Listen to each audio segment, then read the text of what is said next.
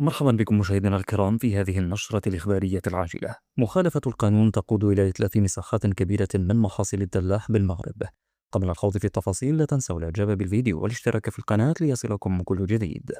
أقدمت سلطات إقليم طاطا خلال الأسبوع المنصرم على إتلاف كميات من محاصيل الدلاح بسبب منع زراعتها بالمنطقة بسبب ندرة المياه. وثق مقطع فيديو متداول إتلاف مساحات شاسعة من محاصيل هذه الفاكهة، والتي تحدى أصحابها المنع وقاموا بزراعتها رغم القرار الصادر بهذا الشأن.